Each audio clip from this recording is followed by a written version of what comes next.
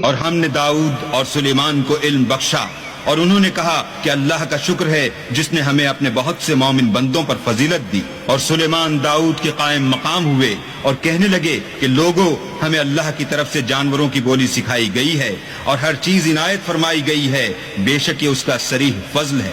اور سلیمان کے لیے جنوں اور انسانوں اور پرندوں کے لشکر جمع کیے گئے اور وہ قسم وار کیے گئے تھے، یہاں تک کہ جب چونٹیوں کے میدان میں پہنچے تو ایک چونٹی نے کہا کہ چونٹیوں اپنے اپنے بلوں میں داخل ہو جاؤ، ایسا نہ ہو کہ سلیمان اور اس کے لشکر تم کو کچل ڈالیں اور ان کو خبر بھی نہ ہو۔ تو وہ اس کی بات سے ہنس پڑے اور کہنے لگے کہ اے پروردگار، مجھے توفیق عنایت کر کہ جو احسان تو نے مجھ پر اور میرے ماں باپ پر کیے ہیں ان کا شکر کروں اور ایسے نیک کام کروں کہ تو ان سے خوش ہو جائے اور مجھے اپنی رحمت سے اپنے نیک بندوں میں داخل فرما۔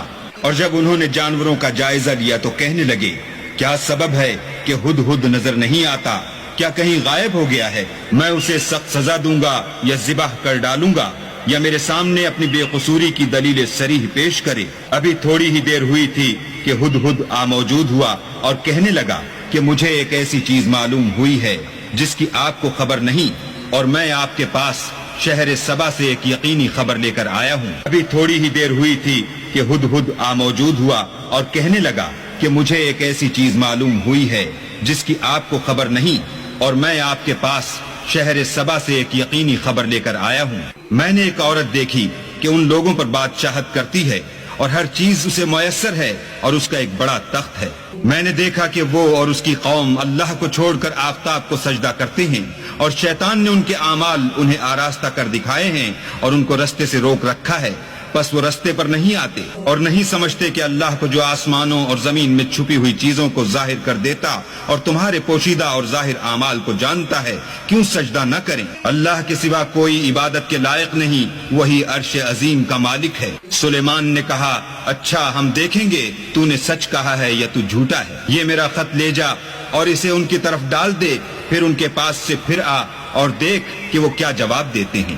ملکہ نے کہا کہ دربار والو، میری طرف ایک نامہ گرامی ڈالا گیا ہے، وہ سلیمان کی طرف سے ہے، اور مضمون یہ ہے کہ شروع اللہ کا نام لے کر جو بڑا مہربان نہایت رحم والا ہے، بعد اس کے یہ کہ مجھ سے سرکشی نہ کرو اور مطیع و منقاد ہو کر میرے پاس چلے آؤ۔ خط سنا کر کہنے لگی کہ اے اہل دربار، میرے اس معاملے میں مجھے مشورہ دو، جب تک تم حاضر نہ ہو اور صلاح نہ دو میں کسی کام کو فیصل کرنے والی نہیں۔ وہ بولے کہ ہم بڑے زوراور اور سخت جنگجو ہیں اور حکم آپ کے اختیار ہے، تو جو حکم دیجیے گا اس کے معال پر نظر کر لیجیے گا۔ اس نے کہا کہ بادشاہ جب کسی شہر میں داخل ہوتے ہیں تو اس کو تباہ کر دیتے ہیں اور وہاں کے عزت والوں کو ذلیل کر دیا کرتے ہیں، اور اسی طرح یہ بھی کریں گے، اور میں ان کی طرف کچھ تحفہ بھیجتی ہوں اور دیکھتی ہوں کہ قاصد کیا جواب لاتے ہیں۔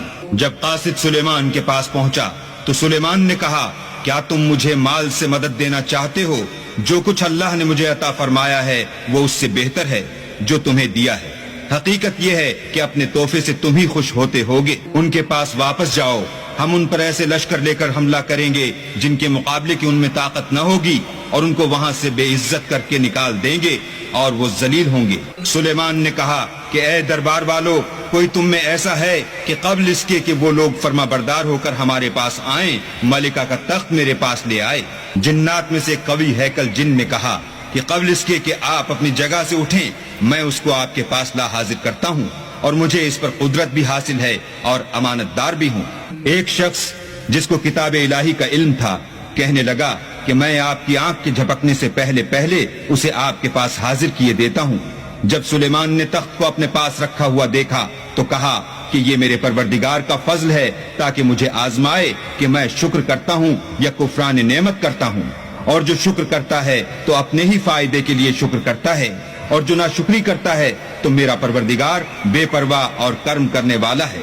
سلیمان نے کہا کہ ملکہ کے امتحان عقل کے لیے اس کے تخت کی صورت بدل دو، دیکھیں کہ وہ سوجھ بوجھ رکھتی ہے یا ان لوگوں میں سے ہے جو سوجھ بوجھ نہیں رکھتے۔ جب وہ آ پہنچی تو پوچھا گیا کہ کیا آپ کا تخت بھی اسی طرح کا ہے؟ اس نے کہا کہ یہ تو گویا ہو بہو وہی ہے، اور ہم کو اس سے پہلے ہی سلیمان کی عظمت و شان کا علم ہو گیا تھا اور ہم فرما بردار ہیں۔ اور وہ جو اللہ کے سوا اور کی پرستش کرتی تھی، سلیمان نے اس کو اس سے منع کیا، اس سے پہلے تو وہ کافروں میں سے تھی۔ پھر اس سے کہا گیا کہ محل میں چلیے. جب اس نے اس کے فرش کو دیکھا تو اسے پانی کا حوض سمجھا اور کپڑا اٹھا کر اپنی پنڈلیاں کھول دی. سلیمان نے کہا یہ ایسا محل ہے جس کے نیچے بھی شیشے جڑے ہوئے ہیں. وہ بول اٹھی کہ پروردگار میں اپنے آپ پر ظلم کرتی رہی تھی اور اب میں سلیمان کے ہاتھ پر اللہ رب العالمین پر ایمان لاتی ہوں.